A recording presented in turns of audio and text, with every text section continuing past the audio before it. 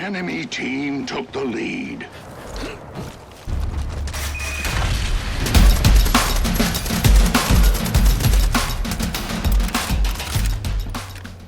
Hey guys, welcome to Braddels Gaming and to at long last the gameplay breakdown video for my map Oppression Paintball.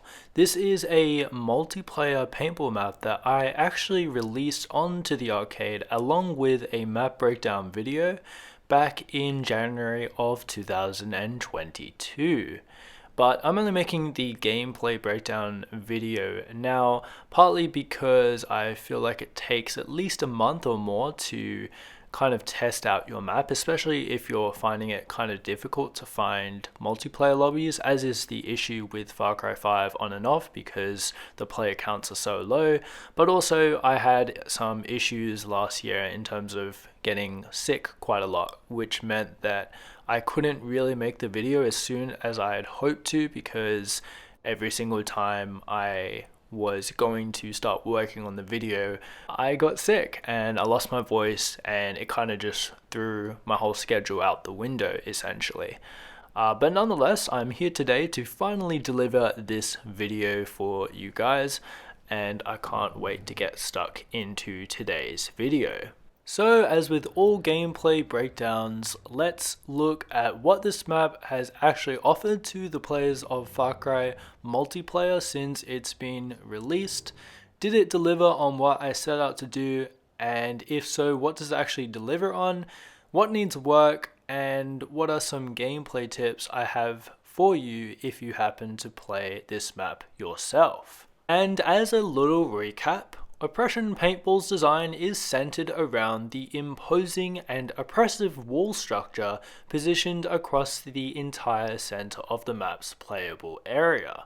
This wall was inspired by the real-life Berlin Wall, thus the name of the map being called Oppression Paintball, as the Berlin Wall is historically known as a brutal, imposing and oppressive structure and symbol post-World War II, and Oppression Paintball's design firmly takes this inspiration into its design consideration, especially in comparison to my first ever paintball map I made in Far Cry 5, Outback Paintball. Outback Paintball gives players much wider freedom in how they can traverse from one side of the map to the other, as there is no real imposing structures that restrict their movement across the map. But with Oppression Paintball's wall being in the way, separating the two team sides, players from either team are forced into just two pathways they can use to infiltrate the other team's side of the map. Both of which are narrow, constrictive choke points that make players either heavily rush them so as to have a territorial advantage over the other team, or alternately they instead wait for their enemy to come over into their side of the map, at which they can then ambush them. Now the wall itself is definitely the focal point of the map, as I set it out to be when I designed and built the map, as I incorporated a catwalk on top of the wall as well that players could use to gain a tactical advantage over the enemy team. And I'm glad after playing Oppression Paintball that I can confirm for you that this design works. You'll notice from the gameplay the tendency of players in both teams to get up the stairs as quickly as possible so they can position themselves on top of the wall and gain both that territory and tactical advantage over the enemy team. In the map breakdown video, I mentioned that this position could be quite overpowered, but would be mitigated by the fact that there are lots of other places in the map you can use to eliminate players on this wall from, like the hidden hunting towers at the back of each spawn. Also, when you're on the wall itself, there's no cover actually up on top of the wall, as the catwalk is far too narrow to accommodate this. This means that the catwalk becomes a straight up shooting gallery from one side of the wall to the other, and this is further compounded by the one-shot kills player modifier on this map, like all my paintball maps have, to immerse the players in that paintball-like environment. And as you would have seen from the pretty amazing clip at the start, don't want to brag, but I thought it was pretty good. This makes for some super clutch moments where you can quickly shred through the other team in just seconds.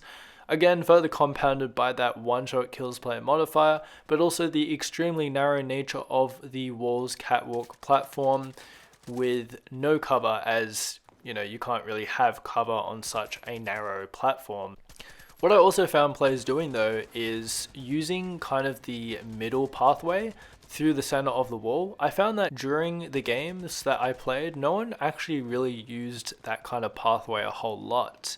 And so you wouldn't really expect it, but it turns out that the midpoint of the map is actually the best flanking route in a sense, because if you can sneak through the middle here, as you can see on the gameplay, well, you can also shoot at the staircase of the opposing team, climbing up their own staircase, or you can just kind of flank around as I try to do here.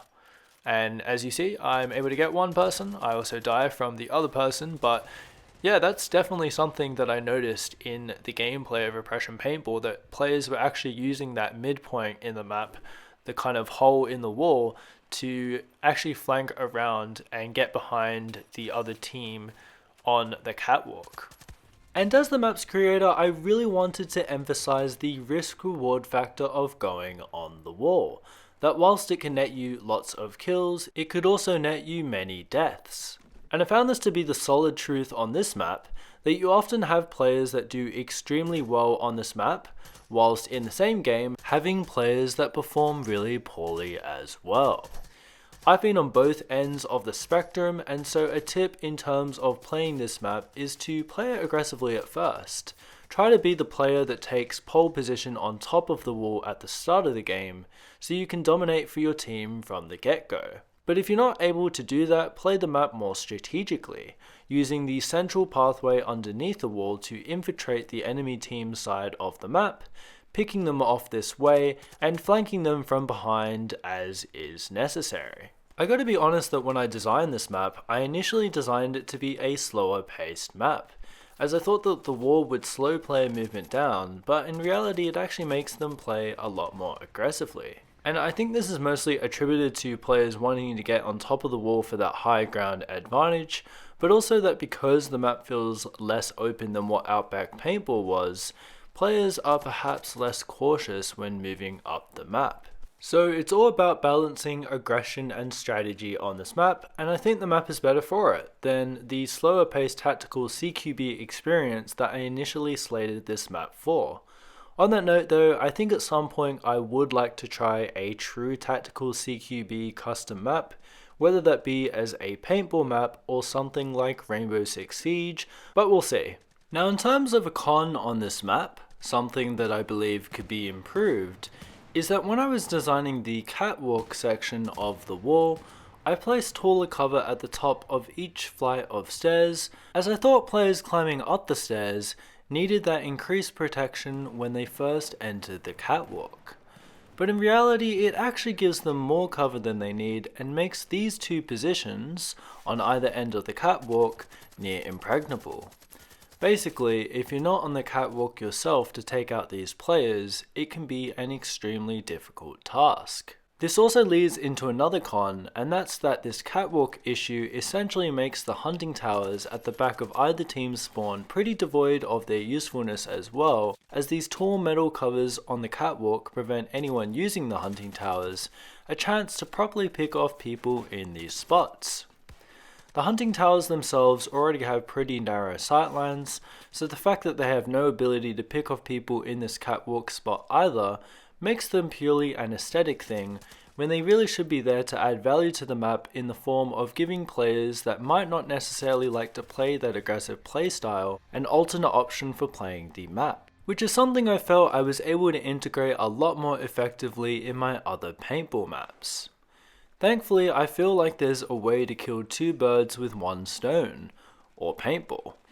In fixing the hunting tower issue, I could simply swap the positions of the hunting tower and the back bunker around, so that the hunting tower itself has a much wider field of view and sightline, subsequently giving players using the hunting tower an increased opportunity to pick off players on the catwalk. And then by doing this, not only would it help to solve the current uselessness of the hunting towers, but it would also in theory help to reduce the influence of the current impregnable catwalk positions as well. I'd be improving the usefulness of each team's hunting tower while simultaneously nerfing the impregnable catwalk positions. But with all this being said, thank you guys for joining me for another gameplay breakdown video, this time on Oppression Paintball. If you enjoyed today's video and want to see more Far Cry content, please consider subscribing and hitting the bell icon for more Far Cry videos coming your way from me very soon. We're nearly at a massive milestone for the channel, being as close to 200 subscribers as we've ever been, which would be an amazing milestone to achieve for the channel, particularly as we reach 5 years as a community. So hopefully with your continual help and support, we can continue to work towards this amazing goal.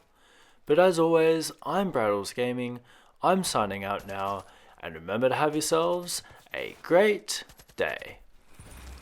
You're almost there. You are victorious.